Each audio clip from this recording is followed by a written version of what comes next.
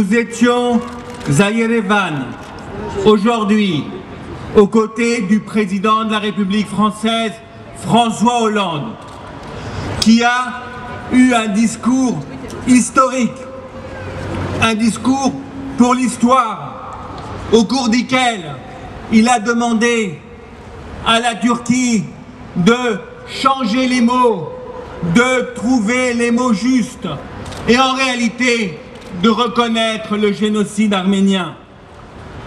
C'est le sens de notre combat depuis 100 ans. 100 ans. En 1915, il y a 100 ans, le peuple arménien subissait le pire que les hommes puissent subir de la part d'autres hommes. Le pire que les hommes puissent infliger à d'autres hommes. La déportation, les humiliations, les massacres, les assassinats collectifs des femmes, des enfants, des vieillards assassinés sans que le monde bouge. 1 500 000 victimes, soit les 2/3 de la population. Un crime contre l'humanité, planifié, ordonnancé, ordonné, exécuté. Le pire que les hommes puissent vivre, le pire que les hommes puissent accomplir. Le crime de masse, le génocide. 100 ans après, un siècle plus tard, les bourreaux ne reconnaissent toujours pas ce génocide. L'État turc ne reconnaît toujours pas le génocide des Arméniens. Pire, les plus hautes autorités de l'État impulsent le négationnisme du génocide arménien, l'organisent et le financent dans le monde entier, y compris ici en France. En 1915, Talat, le Hitler turc, organisait le génocide des Arméniens. En 2015, Erdogan, le président turc, organise le négationnisme du génocide des Arméniens. Le négationnisme est le stade suprême du génocide, comme le rappelait Bernard-Henri Lévy.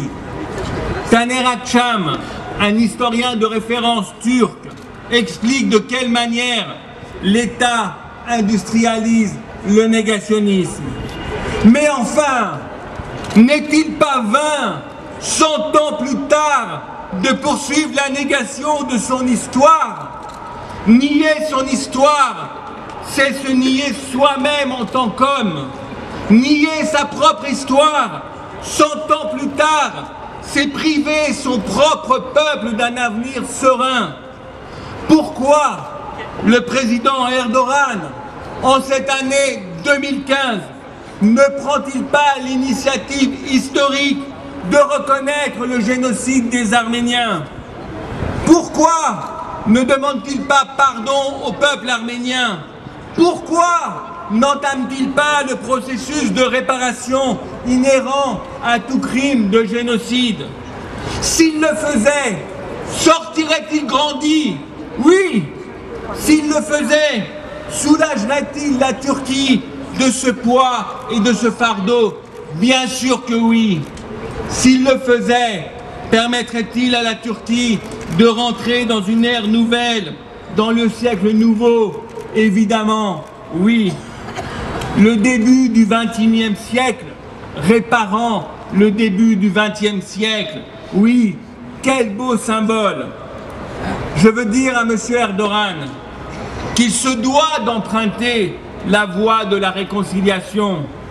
Il a une responsabilité historique.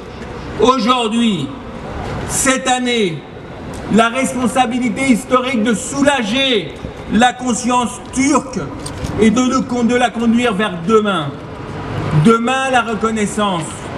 Demain, les réparations. Demain, oui, la réconciliation.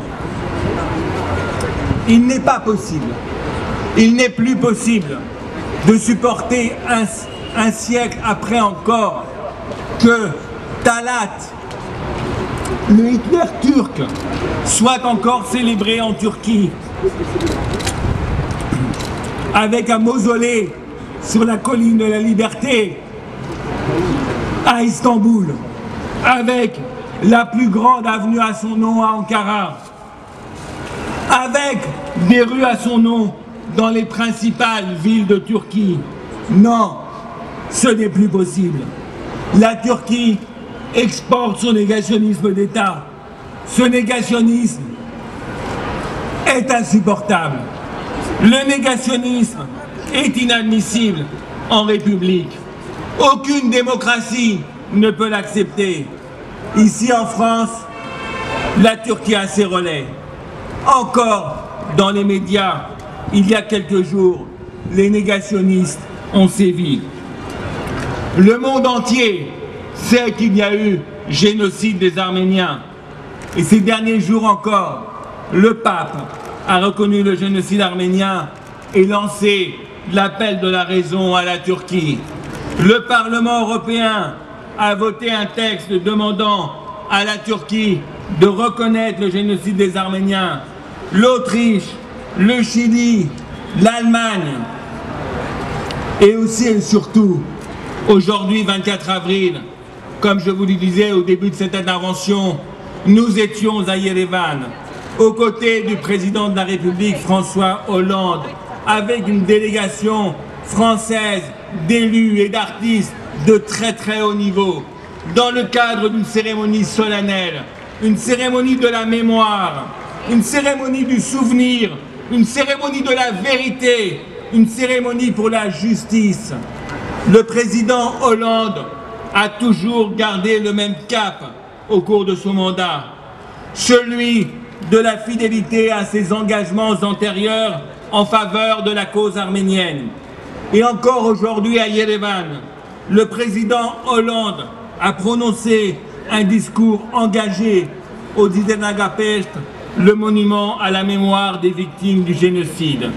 Et c'est notre fierté que d'être français aujourd'hui, français d'origine arménienne, arménien de France, mais toujours et avant tout dans le respect de la République. Et nous savons, Monsieur le Premier ministre, c'est la promesse du président de la République, c'est son engagement même, c'est sa conviction. Nous savons qu'avant la fin de son mandat, un projet de loi anti-négationniste sera adopté en France.